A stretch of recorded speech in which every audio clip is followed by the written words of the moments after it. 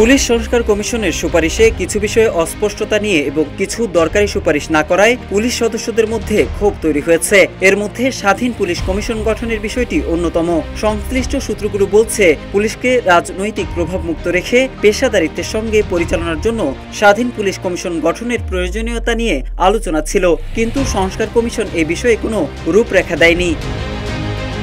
তবে পুলিশ সদস্যদের অপরাধ তদন্তে স্বতন্ত্র অভিযোগ কমিশন গঠনে সুপারিশ না থাকা এবং জাতীয় ঐক্যমত্য কমিশনে পুলিশ সংস্কারের বিষয়টি না রাখা সহ কিছু বিষয় নিয়ে বাহিনীটির মধ্যে ক্ষোভ আছে। জানা গেছে, আগামীকাল পুলিশের বিভিন্ন পর্যায়ের কর্মকর্তাদের নিয়ে আলোচনায় বসবেন সরকার প্রধান। সংশ্লিষ্ট সূত্রগুলো বলছে, এই বৈঠকে পুলিশের কর্মকর্তারা আইন শৃঙ্খলা রক্ষা ও বাহিনীটি পরিচালনায় তাদের সীমাবদ্ধতা ও সমস্যার পাশাপাশি সংস্কার কমিশনের দুর্বল প্রতিবেদন এবং তাতে গুরুত্বপূর্ণ সংস্কারের বিষয়গুলো উপেক্ষিত থাকার প্রসঙ্গ তুলে ধরবেন। পুলিশ সূত্রে জানা গেছে, প্রধান উপদেষ্টার কার্যালয়ে ওই অনুষ্ঠানে দেশের সব জেলার পুলিশ সুপার, রেঞ্জ ডিআইজি, মহানগর পুলিশ কমিশনার, সব ইউনিটের প্রধান, পুলিশ সদর দপ্তরের ৩ জন ডিআইজি ও সব অতিরিক্ত আইজিপি এবং আইজিপি উপস্থিত থাকবেন। এদিন প্রধান উপদেষ্টা পুলিশের ঊর্ধ্বতন কর্মকর্তাদের উদ্দেশ্যে দিক নির্দেশনামূলক ভাষণ দেবেন। নাম প্রকাশে অনিচ্ছুক পুলিশের এক কর্মকর্তা বলছেন, বিগত সরকারের সময় পুলিশ কেন এত বেপরোয়া হয়েছিল তারা এ বিষয়ে প্রধান উপদেষ্টাকে অবহিত করবেন। পাশাপাশি এটাও বলতে চান যে, পুলিশ পরিচালনায় স্বাধীন কর্তৃপক্ষ তৈরি করা না গেলে ভবিষ্যতে একই রকম পরিস্থিতি তৈরি হতে পারে।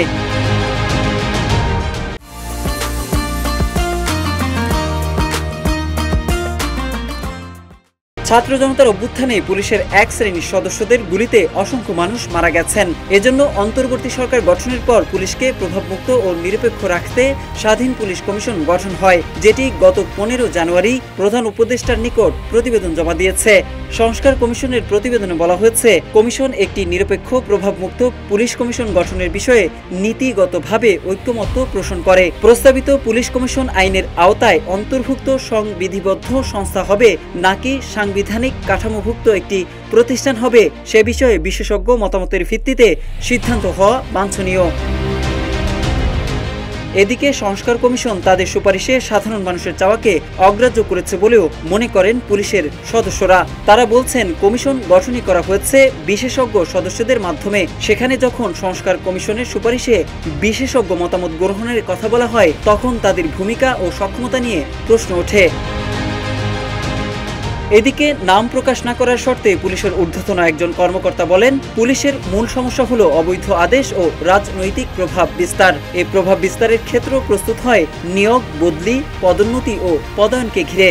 যদি স্বাধীন পুলিশ কমিশন গঠনের মাধ্যমে এই কাজগুলো করা যেত, তাহলে পুলিশে রাজনৈতিক প্রভাব কমে যেত। মোহাম্মদ সাইফুল ইসলাম, ইত্তেফাক।